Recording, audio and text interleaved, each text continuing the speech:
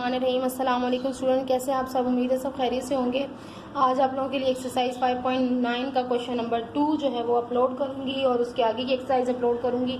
इसके बाद मुझे रिक्वेस्ट आई है, बच्चे कह रहे हैं कि परेशान हैं बच्चे बहुत ज़्यादा मैथ्स के पेपर के लिए, तो MCQs पे मैं इसके बाद जो मेरी वीडियो होगी वो इम्पोर्टेंट MCQs पे होगी और इंशाल्लाह आप वो MCQs की तैयारी कर लीजिएगा। तो इंशाल्लाह आपका MCQs का जो पोर्शन होगा वो भी बहुत अच्छे से सॉल्व हो जाएगा। और मैथ्स की तैयारी करने के लिए मेरी जो मैथ्स पे इम्पोर्टेंट क्वेश्चंस मैंने आपके लिए PDF बनाई थी, आप उसमें से जो है वो उस वीडियो में से इम्पोर्टेंट क्वेश्चन लेकर उसको फॉलो करें और इंशाल्लाह आपका पेपर 100/100 होगा। अब चलते हैं, टाइम वेस्ट नहीं करते, एक्सरसाइज 5.9 के क्वेश्चन नंबर 2 की तरफ। मैंने आपको बताया था कि इस एक्सरसाइज में भी आपने प्रॉफिट और लॉस की जो है वो शेयरिंग करनी है बिजनेस पार्टनर्स के दरमियान में। तो क्वेश्चन नंबर 1 अपलोड कर चुकी हूँ, ये क्वेश्चन नंबर 2 उसकी आगे की एक्सरसाइज है। बिल्कुल सेम मेथड है सब में। अगर मैं 2-3 क्वेश्चन भी, अगर आपको एक क्वेश्चन भी अच्छे से समझ आ जाए तो आप पूरी एक्सरसाइज खुद से कर सकते हैं, ठीक है।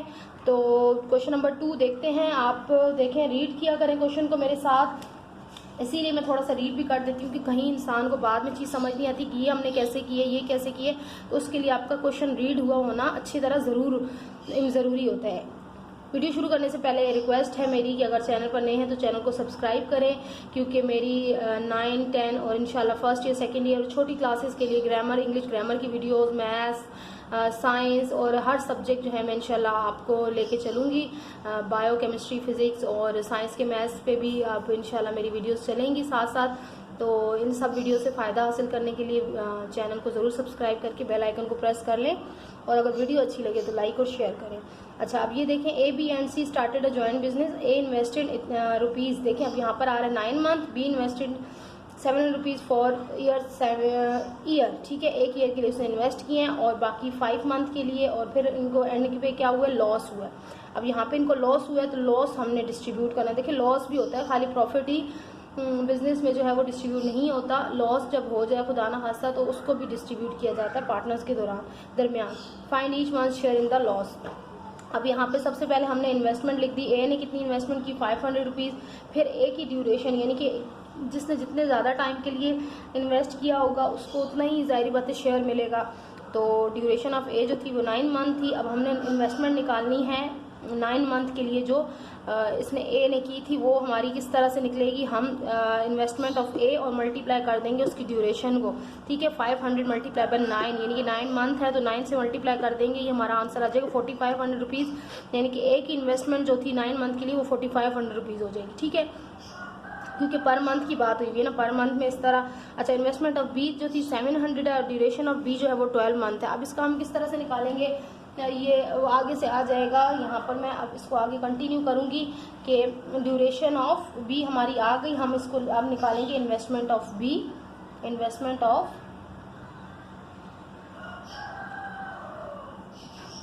बी फॉर 12 मंथ्स, ठीक है, या 1 ईयर हम लिख सकते हैं। तो टोटल इन्वेस्टमेंट थी इसकी 700 से को मल्टीप्लाई कर देंगे 12 से, तो ये हमारा आ जाएगा आंसर इसका जी 8400 रुपीज़, ठीक है। तो इसने बी ने जो है वो 8400 रुपीज़ इन्वेस्ट किए हैं। अब हमारी आ जाएगी इन्वेस्टमेंट ऑफ सी। तो मैं इन्वेस्टमेंट जो है शॉर्ट फॉर्म में इस तरह से लिख रही हूँ और ड्यूरेशन को सिर्फ DUR लिख रही हूँ। आप लोग इसको समझ जाइएगा क्योंकि टाइम शॉर्ट होता है, वीडियो लंबी हो जाती है। तो आप लोगों को मकसद मेरा सिर्फ यही है कि कॉन्सेप्ट पहुंचाना है और वर्डिंग से क्या होता है वो तो आप लोग खुद भी लिख सकते हैं, ठीक है।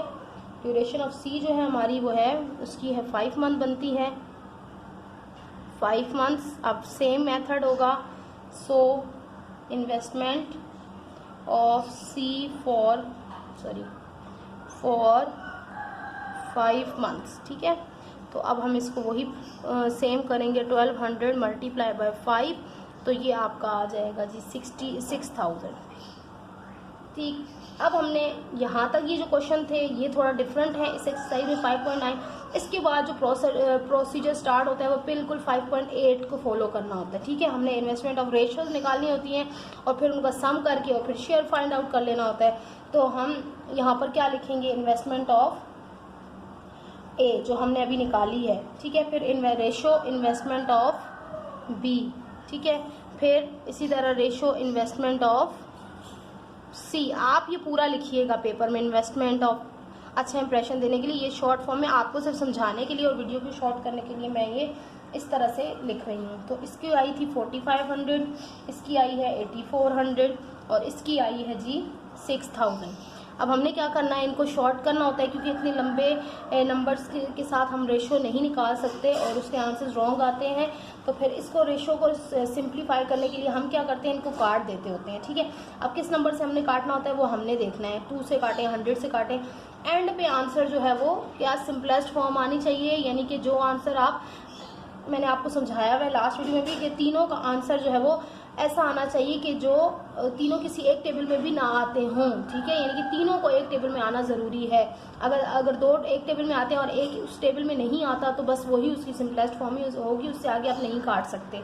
ठीक है, तो ये देखें, ये 1000 है, ये 100 है, ये 100 वाली वैल्यूज तो इसको मैं 100 से भी डिवाइड कर सकती हूँ। ठीक है, तो 100 से मैं डिवाइड करूँगी, फिर मैं देखती हूँ मुझे आगे किससे डिवाइड करना है। मैं काट के डायरेक्ट लिख रही हूँ और आपको बता रही हूँ कि सम इसका रेशोज़ निकलेंगी क्या।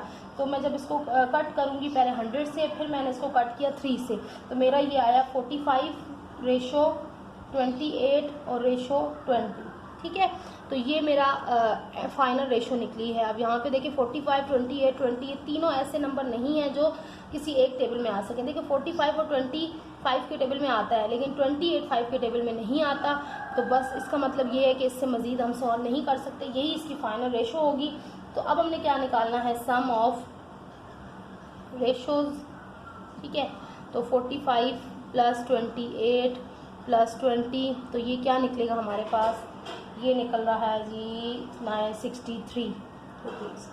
अब हमने क्या निकाला, अब हमने लॉस पहले लिख लेते हैं कि टोटल लॉस कितना हुआ है। तो जैसे हम प्रॉफिट लिखते थे इसी तरह हम लॉस लिख लेंगे, तो वो हुआ है 945 रुपीज़। ठीक है, अब हमने इस लॉस को डिस्ट्रीब्यूट करना है, हमारे पास रेशो भी आ चुकी है, तो हम लिख लेंगे 100 शेयर ऑफ ए।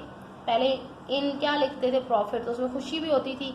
अब इन लॉस, तो इसमें दुख भी होगा, लेकिन शेयर तो होगा क्योंकि सबकी सेम। अच्छा, अब ये क्या है हमारे पास, अच्छा सॉरी, यहाँ पर मैंने जो यहाँ पे मिस्टेक की है ना वो 48 है।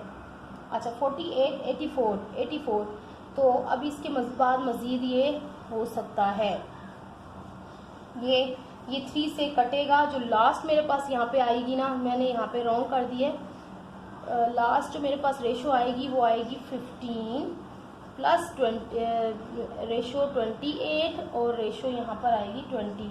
तो यहाँ पर मेरा 60 था, ये मैं सॉल्व करके रखती हूँ, इसलिए आपको जो है लाइन मेरी स्किप हो गई है। ये 15, 28 और 20। ठीक है, अब यहाँ पर रेशो जो बनेगी वो 15 + 28 + 20 ही बनेगी और ये 63 ही आएगा। ठीक है, बस ये लाइन थोड़ी वो गड़बड़ थी, मैंने सही कर दी, बाकी सेम है। अच्छा, अब हम इसको करेंगे जी। सबसे पहले रेशो हमारे पास क्या है, 15/63 ऑफ, ये सारा प्रोसेस मैं बार बार आपको एक्सप्लेन कर चुकी हूँ इसको किस तरह, क्वेश्चन नंबर 1 में भी डिटेल से। इसको इससे मल्टीप्लाई कर लें, फिर डिवाइड कर लें और फिर आपके पास आंसर आ जाएगा। ये आ रहा है 225 रुपीज़, यानी कि ए का जो शेयर होगा वो 225 रुपीज़ होगा लॉस के अंदर। अब हम करते हैं शेयर ऑफ बी, तो बी का जो लॉस हो, बी की रेशो क्या है 28/63 ऑफ 945। 945 में से बी का कितना हिस्सा बनता है, तो ये आप इसको इससे मल्टीप्लाई करें, डिवाइड करें, तो ये आ रहा है 420 रुपीज़, 420 रुपीज़। आई होप कि आपको नज़र आ रहा होगा। तो ये बी का शेयर बन रहा है। अब हमने निकालना है सी का शेयर, तो सी का शेयर हमारा निकलेगा, शेयर ऑफ C = 20/63 ऑफ 945। तो इसको इससे मल्टीप्लाई करें, फिर डिवाइड करें, तो लास्ट में आपका इसका निकलेगा 300 रुपीज़। तो देखें, जिस तरह हम प्रॉफिट शेयर करते थे इसी तरह हमने लॉस भी शेयर कर लिया और ये आपको सेपरेटली सबके लॉस पता चल गई। यही मेथड है अगले क्वेश्चन में भी। ये जो क्वेश्चन नंबर 2 था ये 1 से 2 बार जो है वो एग्जाम्स में आया हुआ है, तो इसको ज़रा अच्छे से देख लीजिएगा। ठीक है, क्वेश्चन नंबर 2। तो अब तो कोई भी सकता है, इसकी जगह नंबर भी चेंज हो सकते हैं, वैल्यूज़ भी चेंज हो सकती हैं, नाम भी चेंज हो सकते हैं, प्रोसीजर यही होगा, हो सकता है। ठीक है, तो प्रैक्टिस कर लीजिएगा। इसके बाद क्वेश्चन नंबर 3 जो है बिल्कुल सेम है। ठीक है, बल्कि वो और सिंपल है, उसमें आपने बिल्कुल यही प्रोसीजर, बिल्कुल ये क्वेश्चन जो है ना, क्वेश्चन नंबर 2 और क्वेश्चन नंबर 3 में कोई भी चेंज नहीं है। और इसी तरह क्वेश्चन नंबर 4 में भी बिल्कुल सेम है, वहाँ पे वीक्स की बात हो रही है, यहाँ पे मंथ्स की बात हो रही है, ठीक है।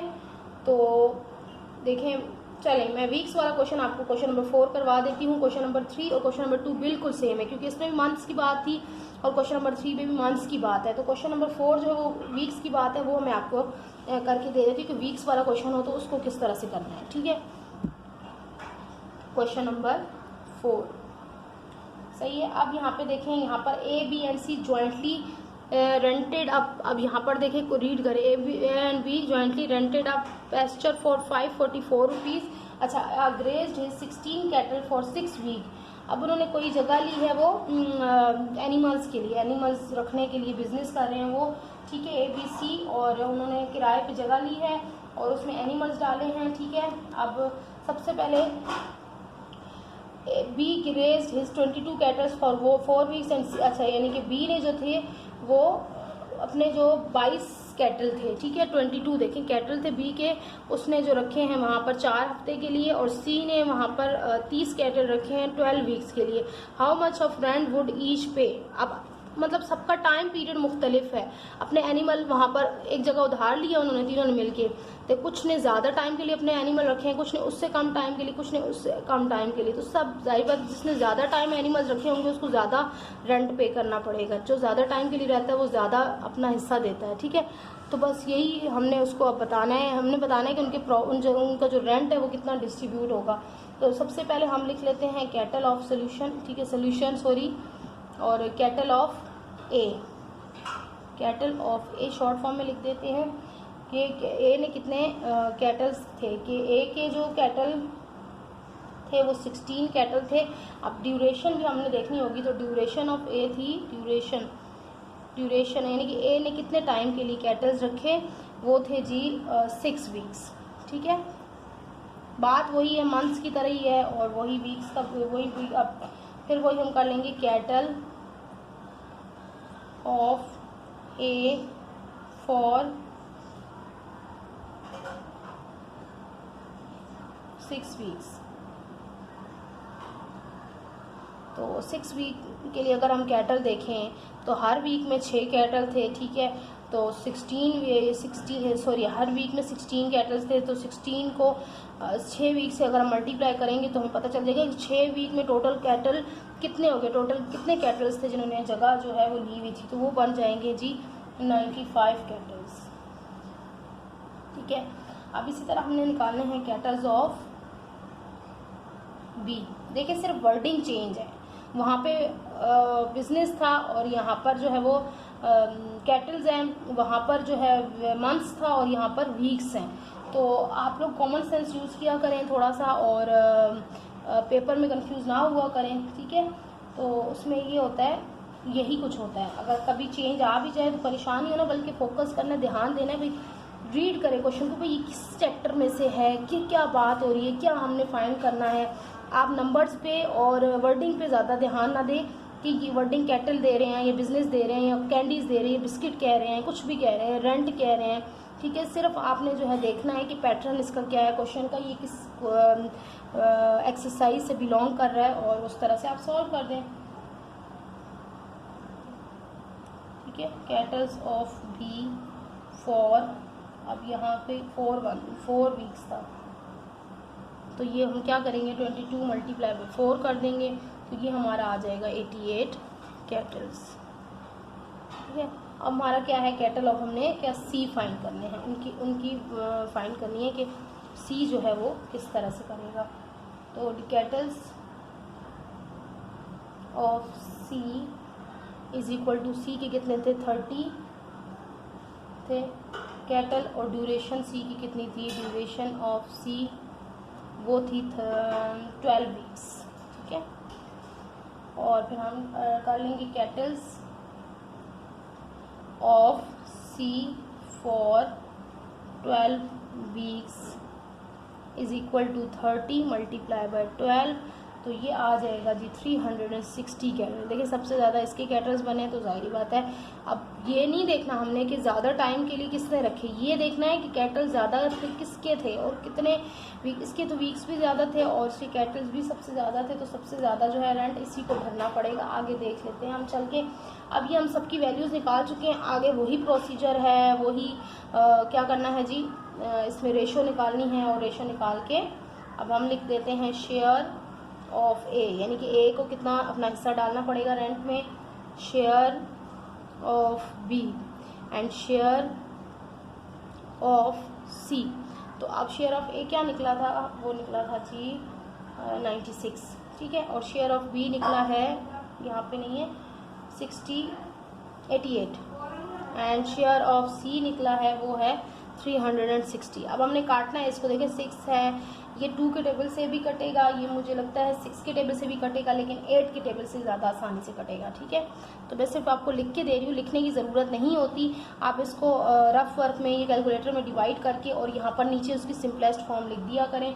ये जब मैंने इसकी सिंपलेस्ट फॉर्म मज़ीद निकाली तो ये मेरे पास आया 12, ठीक है, और ये मेरे पास आया यहाँ पर 11 और यहाँ पर आया 45। अब देखें ये तीनों ऐसे नंबर्स हैं जो किसी एक टेबल में नहीं आते, स्पेशली 11 तो किसी भी 3, ये 12 और 45 जो 3 और 3 के टेबल में तो आ सकते हैं, लेकिन 11 किसी के टेबल में नहीं आता, तो यही इसकी सिंपलेस्ट फॉर्म होगी।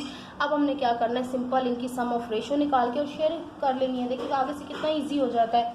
तो अब हम इसी को सम ऑफ रेशो करते हैं, सम ऑफ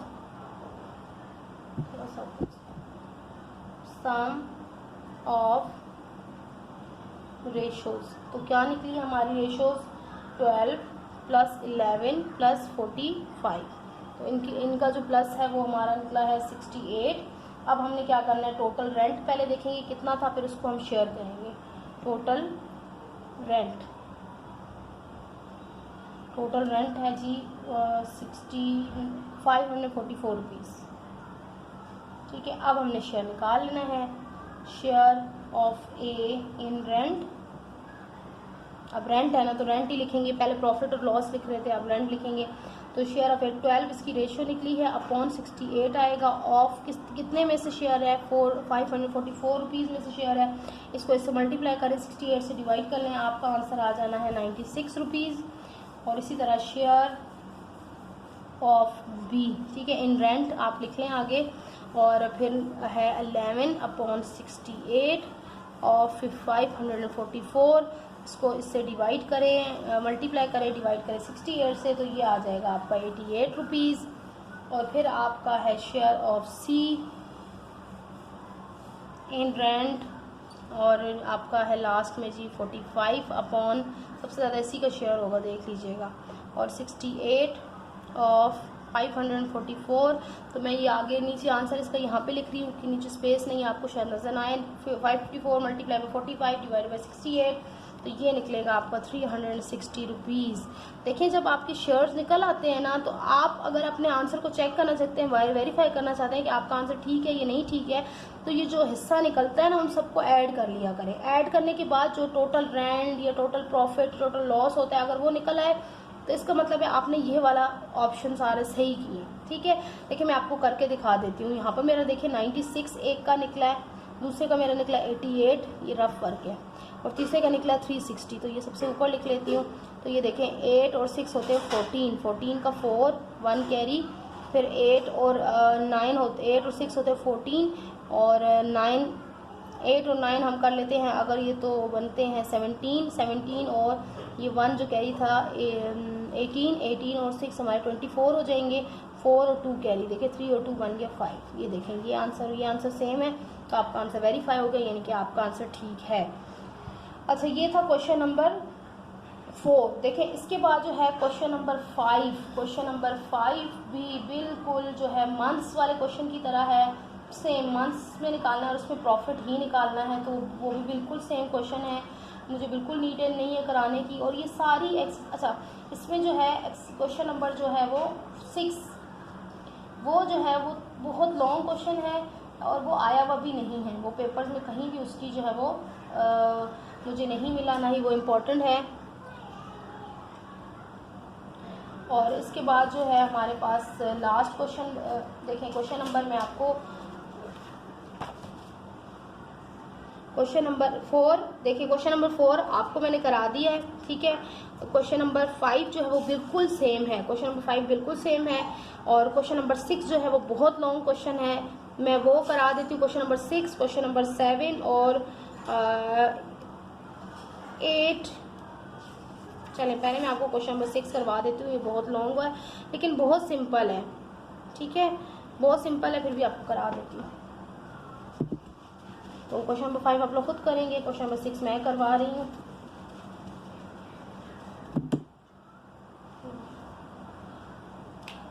क्वेश्चन नंबर 6 आप लोग रीड करें। ए इन्वेस्टेड 750 रुपीज़। इसमें थोड़ा सा क्या चेंज है, देखिए क्वेश्चन से आप बोले इतने बड़े क्वेश्चन नहीं आते हैं, ठीक है, ये इंपॉर्टेंट नहीं है क्वेश्चन, मैं फिर भी आप लोगों को करवा रही हूँ कि कहीं अगर आ जाए तो आप लोग ये ना कहें कि आपको इसमें प्रोसीजर नहीं पता है। In a business after 4 month ही invented 250 rupees more and at this time, यानी कि उसने फिर दोबारा से 250 रुपये इन्वेस्ट किए हैं। पहले उसने इतने रुपये इन्वेस्ट किए हैं, फिर 4 मंथ के लिए, फिर 250 rupees more at this time. B joined A by investing 1500 rupees after 3, यानी कि बिजनेस शुरू करने के 3 महीने बाद बी ने जो है वो 1500 रुपये इन्वेस्ट किए हैं। बी टुक 500 रुपीज़ बैक। अब ये थोड़ा सा चेंज क्या है कि बी ने 500 रुपये वापस ले लिए कि मुझे चाहिए, मुझे नीड है, आप मुझे इसमें से 500 वापस कर दें। फिर क्या हुआ, back and at this time C join, और उसी टाइम पे क्या हुआ, फिर सी ने बिजनेस में, इस तरह होता है, ठीक है, बिजनेस में इस तरह होता है, लोग इस तरह बिजनेस करते हैं। By investing 5000 rupees after a year they gained a profit of 4000, इतने रुपीज़ का उन्होंने प्रॉफिट हासिल हुआ। Out of this profit B was paid 54 rupees, कह रहे हैं बी को उन्होंने 54 रुपीज़ पर मंथ के हिसाब से फॉर मैनेजिंग द बिजनेस को मैनेज कर रहा था, 54 रुपीज़ दिए हैं, ठीक है। Find the share of each in the profit. अब हमने ईच शेयर बताना है प्रॉफिट के अंदर, बात वही है, सिर्फ हमने क्या कर लेना है जी, तो बातें चेंज कर दी हैं, कहानी चेंज कर दी है इन्होंने। अच्छा, हम सबसे पहले क्या लिखने जा रहे हैं, इनिशियल का वर्ड इसलिए यूज़ हो रहा है, इनिशियल इन्वेस्टमेंट कहते हैं जो सबसे पहली इन्वेस्टमेंट है, पुरानी इन्वेस्टमेंट है, इसलिए यूज़ हो रहा है क्योंकि ए ने 2 दफ़ा इन्वेस्ट किए, इसलिए इनिशियल का वर्ड यूज़ कर रही हूँ मैं। 750 रुपीज़, ठीक है। और उसके बाद फिर इनिशियल ड्यूरेशन,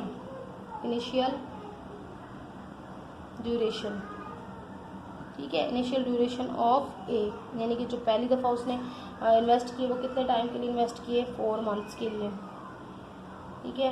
फिर आपके पास है investment of A for 4 month, फिर उसने 4 मंथ के लिए जो इन्वेस्ट किए थे ना, 4 मंथ, अब इसको हम क्या करेंगे, आपस में मल्टीप्लाई करा देंगे। देखिए वही मेथड आ गया, ये आ गया 3000 रुपीज़, ठीक है। फिर आपका आ जाएगा फाइनल इन्वेस्टमेंट ऑफ ए, आखिर में उसने क्या इन्वेस्ट किया था, 250 रुपीज़ और 750 में, ठीक है, 250 रुपीज़ हम मिला देंगे, ऐड कर देंगे ना, क्योंकि उसने 2 इन्वेस्टमेंट की, दोनों इन्वेस्टमेंट को हम मिला देंगे तो ये इसका 1000 रुपीज़ बन जाएगा टोटल जो उसने बिजनेस में लगाया था, ठीक है। फिर आ जाएगा remaining duration of A, remaining duration of A.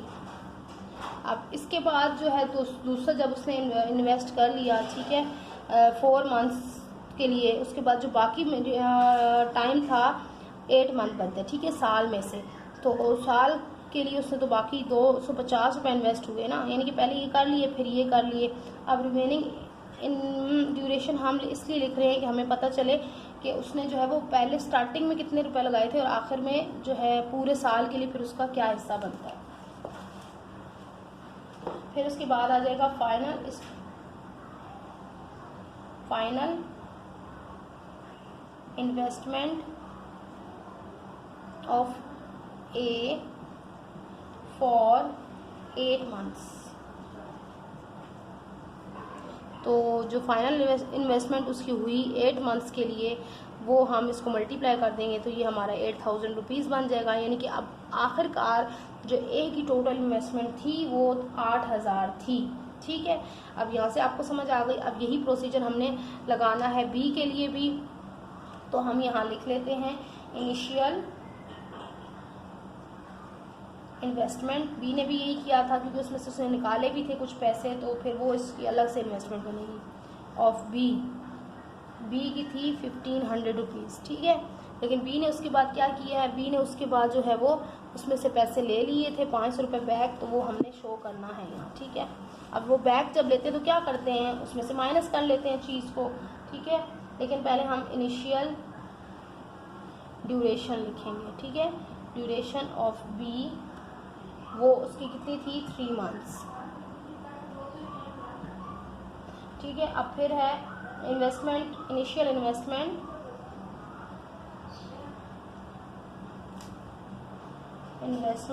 Of B for 3 months,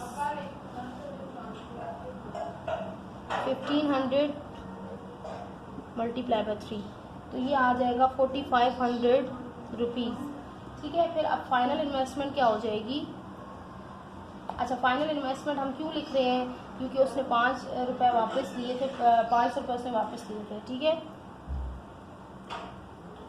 तो वो जब हम क्या करेंगे, उसकी टोटल इन्वेस्टमेंट में से सब्ट्रैक्ट कर लेंगे, तो ये बचे 1000 रुपये, तो उसकी जो इन्वेस्टमेंट बची थी वो बची थी 1000 रुपये, ठीक है। अब रिमेनिंग उसकी जो टाइम ड्यूरेशन थी 3 मंथ्स को निकालने के बाद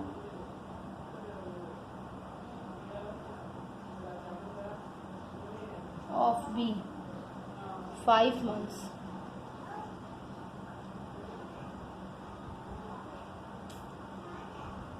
अच्छा फिर हमारे पास आ जाएगा इसका remaining duration of B 5 month नहीं है, देखिए पहले उसकी 3 मंथ्स की थी, अब उसके पास जो रिमेनिंग, अच्छा 8 मंथ, क्योंकि 5 उसके जो 8 मंथ का बिजनेस, 3 मंथ्स का बिजनेस हो चुका था ना, 3 मंथ्स के लिए उसने इन्वेस्ट किया था और बीच में इन्वेस्ट किया था कहीं 8 महीनों के बाद, तो ये इसकी आएगी 5 मंथ के लिए। हम फिर क्या करेंगे, फाइनल इन्वेस्टमेंट ऑफ बी, तो ये हो जाएगा 1000 मल्टीप्लाई बाय 5,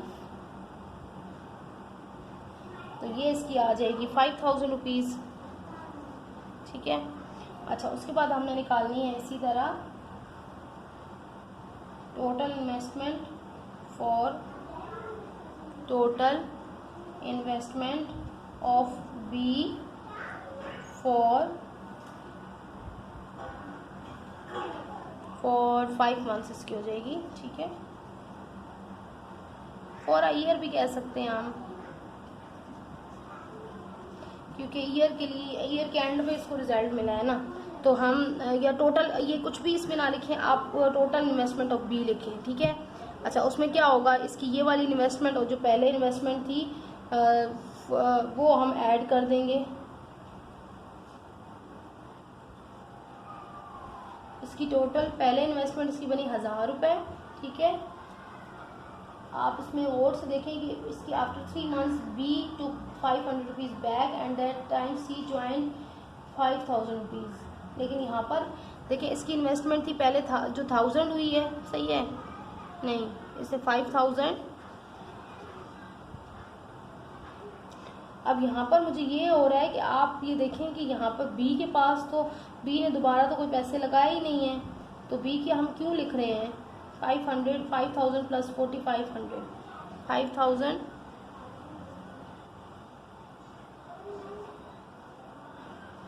5000 प्लस 5000 रुपीज़, ये आ जाएगा उसका 1550। उससे पहले कितनी लगाई थी, हाँ 1000, क्योंकि उसने 100 रुपीज़, ये सॉरी ये जो है ना उसकी ये वाली हम इन्वेस्टमेंट लिख रहे हैं 45 और ये हम लिख रहे हैं 5, तो ये दोनों मिलाकर हमारी इसकी बी की इन्वेस्टमेंट हो जाएंगी।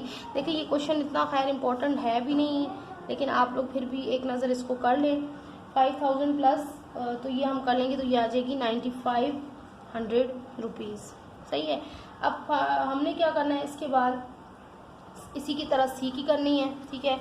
और फिर सी की करने के बाद हमने जो इनका प्रॉफिट और लॉस बिल्कुल नीचे का वही प्रोसीजर होगा, ठीक है। इन्वेस्टमेंट ऑफ सी ने कितने इन्वेस्ट किए उस टाइम पे 5000 रुपीज़, और तो ड्यूरेशन ऑफ सी की ड्यूरेशन कितनी थी 5 मंथ, इसने कुछ भी वापस नहीं लिया या कुछ भी ऐड नहीं किया, तो ये सिंपल होगा।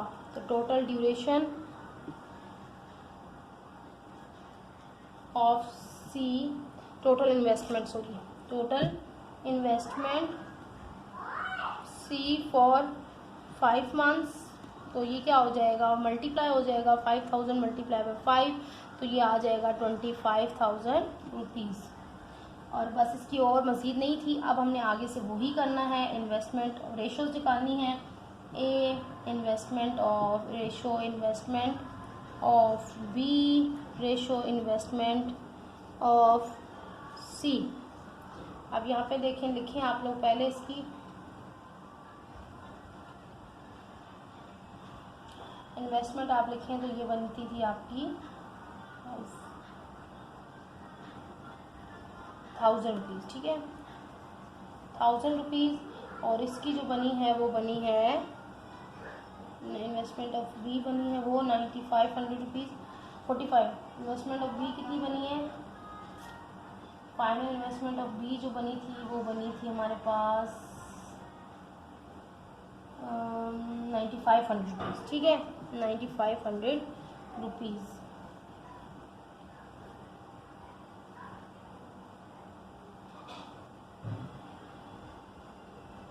और ए की जो हमारी बनी थी वो 8000 रुपीज़ बनी थी, ना कि हमारे पास, तो ए की जो बनी थी वो 8000 रुपीज़ बनी थी 11 सब कुछ करके। फाइनल इन्वेस्टमेंट ऑफ ए जो बनी थी वो 8000 रुपीज़ बनी थी, फाइनल इन्वेस्टमेंट ऑफ बी बनी थी वो 9500 रुपीज़ बनी थी, और फाइनल इन्वेस्टमेंट ऑफ जो सी बनी थी ना वो हमारी बनी थी 2500 रुपीज़, ठीक है।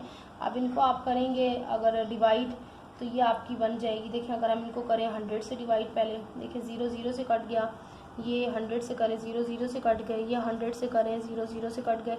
अब आपके पास क्या बचा 80, और यहाँ बचा 95, और यहाँ बचा 25। तो अब इसको मज़ीद आप देखें दोनों किससे काट सकते हैं, देखिए ये दोनों तो 5 के टेबल से तीनों काट सकते हैं, तो हम मज़ीद इसको 5 से काट लेंगे। अच्छा 5 1 ज़ा 5 और 5 1 ज़ा 5 हो जाएगा, और फिर 30 5 6 ज़ा 30 हो जाएगा, 5 1 ज़ा 5 हो जाएगा, 5 1 ज़ा 5 और 5 9 ज़ा 45, 5 1 ज़ा 5 और 5 1 ज़ा 5 और 5 5 ज़ा 25 हो जाता है। तो ये आ जाएगी 16। अगर आपको नज़र नहीं आ रही तो मज़ीद आगे लिख देती हूँ, 16 19 और ये 5, ठीक है। अच्छा यहाँ पर ये इसकी रेशो आ गई। अब हमने निकालना है सम ऑफ रेशो।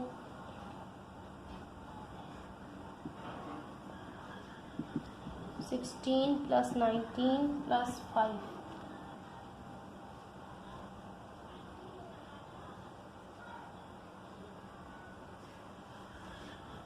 अब इनको ऐड करें तो ये बनता है हमारा जी 19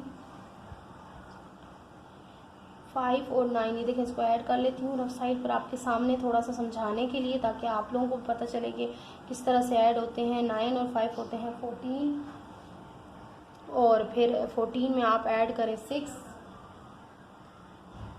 देखिए मैं आपको यहाँ कैलकुलेटर से करके दे देती हूँ। 16 प्लस 19 प्लस 5, तो ये हमारा आ जाता है 40। तो हमारा क्या आएगा 40, ठीक है। अब उसके बाद हमने 40 के साथ क्या करना है, देखिए टोटल उसके बाद हमने क्या लिखना होता है, टोटल डिवाइडेबल प्रॉफिट, ठीक है। टोटल प्रॉफिट जो होगा वो लिखेंगे प्रॉफिट।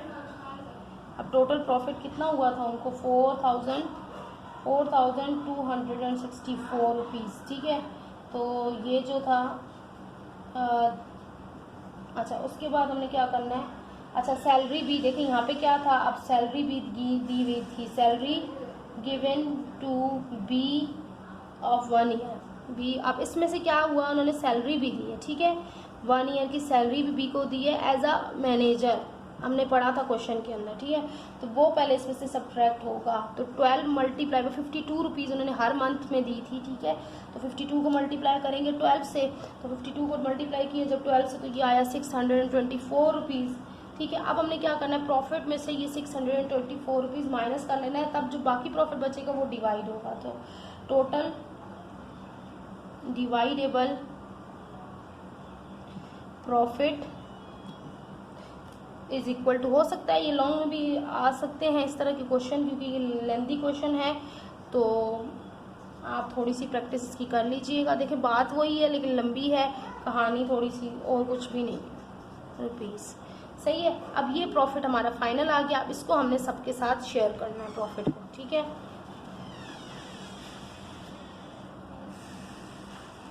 अच्छा, यहाँ पर देखें share of A in profit, वही हमने लिख लेना है। तो शेयर ऑफ ए क्या आया था हमारे पास, पहला 16 अपॉन क्या था 40 आई थिंक 40 था जी, 16 अपॉन 40 ऑफ क्या होगा, ऑफ कितने में से करना है 3640 में से, ठीक है। तो ये मैं आपको यहाँ पे एक दफ़ा मल्टीप्लाई करके दे देती हूँ ताकि आपको करना आसानी हो जाए। 3640 मल्टीप्लाई बाय किससे होगा 16 से, ठीक है, और डिवाइड हो जाएगा ये 40 से। तो ये आपका आंसर आ गया जी 1456 रुपीज़। उसके बाद आपने निकालना है शेयर, इसी तरह शेयर ऑफ बी। तो बी की आपकी रेशो क्या थी जी, बी की आपकी 19 थी, 19 अपॉन 40 ऑफ 3640 रुपीज़।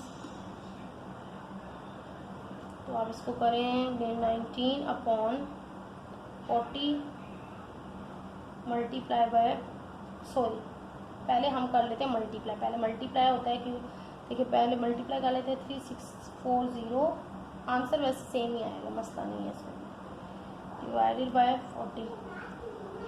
अच्छा, ये आ गया 1729 रुपीज़। और फिर शेयर ऑफ सी, सी का क्या था लास्ट में जी,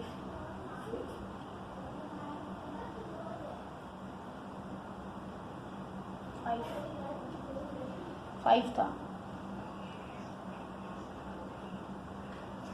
50 था, सॉरी 5 था, ठीक है।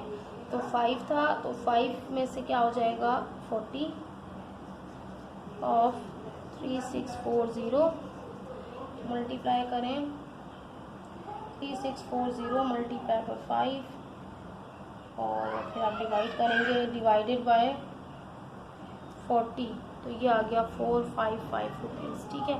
तो ये आपके सारे निकल आए हैं। मुझे लगता है ये रेशो मैं यहाँ भूल गई हूँ जो पीछे लिखी थी, तो आप ये रेशो चेक कर लीजिएगा कि अगर ये रेशो मेरी सेम थी तो फिर आंसर यही होगा, अगर डिफरेंट थी तो आप उस हिसाब से इसका आंसर निकाल लें।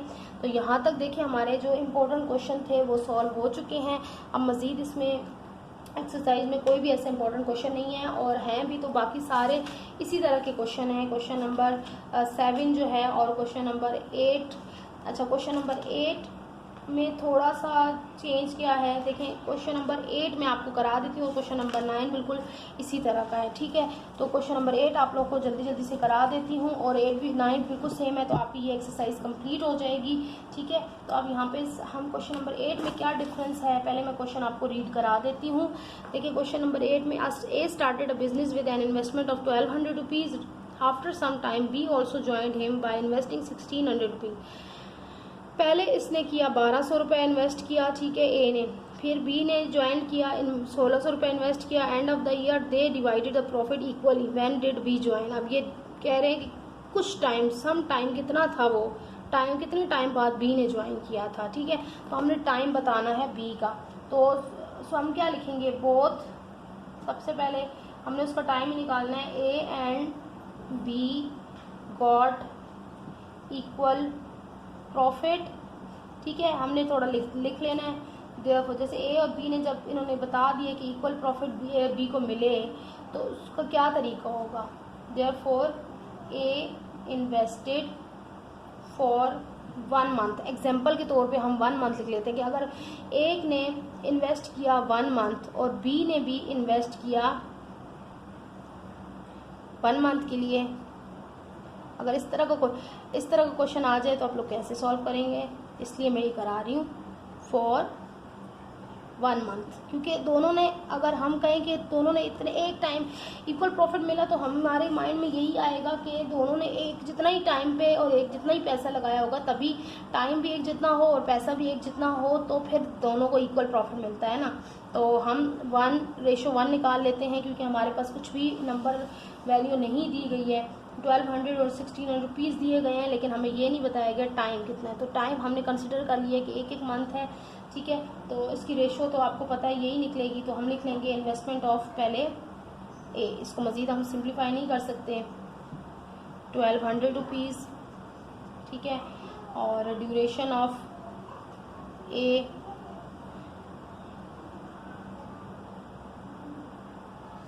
ट्वेल्व मंथ, क्योंकि साल के बाद उनको प्रॉफिट मिला है ना, ठीक है। तो फिर investment of A for 1 year, 1 year का मतलब होता है 12 मंथ, तो 12 लिखें या 1 ईयर लिखें, एक ही बात होती है। इनको आपस में मल्टीप्लाई कर लिया तो ये आ गया 14400, ठीक है। अब इन्वेस्टमेंट ऑफ बी मैं यहाँ पे ले उससे लिखूँगी, इन्वेस्टमेंट ऑफ, देखिए बी नीचे से बिल्कुल सेम है, सिर्फ टाइम का आपने मालूम करना था तो मैंने इसलिए यहाँ पर आपको ये क्वेश्चन करवा दिया। 1600 था। अच्छा, अब सपोज, अब क्योंकि ड्यूरेशन इसकी नहीं दी हुई, ड्यूरेशन सपोज यानी कि हम खुद से फर्ज कर रहे हैं, सपोज ड्यूरेशन ऑफ बी। देखिए जब जो चीज़ हमने सपोज करनी होती है ना उसको हम एक्स के इक्वल करते हैं। एक्स के इक्वल क्यों करते हैं? क्योंकि एक्स एक वेरिएबल होता है, एक्स की जगह पे कोई भी आंसर हमारे पास आ सकता है, ठीक है। तो ये हम सपोज कर रहे हैं वेरिएबल एक्स, यानी कि एक्स मंथ है, यानी कि अभी हमने फाइंड करना है। तो जो चीज़ हमें फाइंड करनी होती है और सपोज करनी होती है हम एक्स की इक्वल कर लेते हैं बी फॉर 1 ईयर, तो ये आ जाएगा एक्स मल्टीप्लाई बाय 16, जो भी उसकी अमाउंट थी 1 ईयर लिखेंगे हम, तो एक्स जो भी ईयर था, जो भी टाइम था उसका एक ईयर में से वो ये होगा मल्टीप्लाई बाय 1600, तो ये आ जाएगा 1600x, ठीक है। अब हमने क्या करना है, देयरफॉर इसलिए 1600x इज इक्वल टू, हम क्यों कर रहे हैं 14, क्योंकि दोनों का जो है वो इक्वल शेयर था, दोनों ने इक्वल प्रॉफिट हासिल किया, तो ये 1400 हम 44 इसको इसके इक्वल कर रहे हैं, ठीक है। इसलिए क्योंकि उसका जो निकला है ए का निकला है वो ये निकला है, तो हमने कहा कि ए और बी दोनों का सेम है, तो हमने इसलिए दोनों को सेम शो कर दिया है, ठीक है, दोनों को बराबर कर दिया। अब इसमें से हम निकालेंगे इसकी वैल्यू। देखिए x, जब हमने x की वैल्यू निकालनी होती है, कोई भी वेरिएबल होता है उसकी वैल्यू निकालनी होती है x y z, तो उसको हम एक साइड पर अकेला छोड़ते हैं, उसके साथ जितनी भी वैल्यूज होती हैं उसके दूसरी साइड पर शिफ्ट करते जाते हैं, ठीक है। देखिए x यहाँ पर अकेला रह जाएगा और ये देखिए 14400 यहाँ पर पहले से मौजूद है। अब 1600 की जगह हमने चेंज करनी है, तो 1600 देखिए यहाँ x के साथ क्या हो रहा है, मल्टीप्लाई हो रहा है, इसके अंदर कोई दोनों के बीच में कोई साइन नहीं है, इसका मतलब है 1600 x से मल्टीप्लाई हो रहा है। तो 1600 को जब हम दूसरी तरफ लेके जाएंगे तो जो चीज़ इधर मल्टीप्लाई हो रही होती है वो दूसरी तरफ जाके क्या हो जाती है, डिवाइड हो जाती है, ठीक है। तो आप इसको डिवाइड करेंगे, तो डिवाइड करने के बाद ये x इज इक्वल टू आपका आ जाएगा जी 9, ठीक है। x आपका 9 आ गया। अब हमें पता चल गया कि कितने मंथ बनते हैं, 9 मंथ बनते हैं, ठीक है।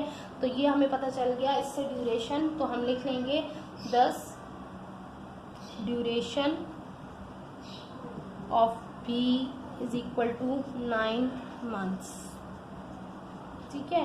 तो यहीं से आपको पता चल गया, ड्यूरेशन पता चल गई। अब हम लास्ट में एक और लाइन यहाँ पर ऐड कर लेंगे, देयरफॉर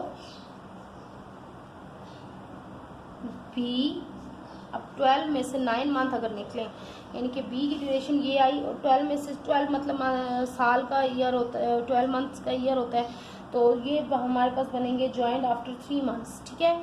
बी हम क्या करेंगे कि उसके, अब ये देखिए जो मैं लिखने जा रही हूँ मैं आपको समझाती हूँ, ज्वाइंट आफ्टर 3 मंथ्स, ठीक है। यानी कि 12 में से 9 निकले तो 9 मंथ्स के लिए उसने ज्वाइन किया ना, तो जो एक ए से 3 महीने बाद बी ने इन्वेस्ट किए थे अपने पैसे, और लेकिन बी के पैसे ज़्यादा थे और ए की ड्यूरेशन ज़्यादा थी, तो दोनों का जो है वो शेयर इक्वल आ गया, ठीक है। तो इससे हमें पता चला कि इस तरह के क्वेश्चन हम किस तरह सॉल्व करेंगे।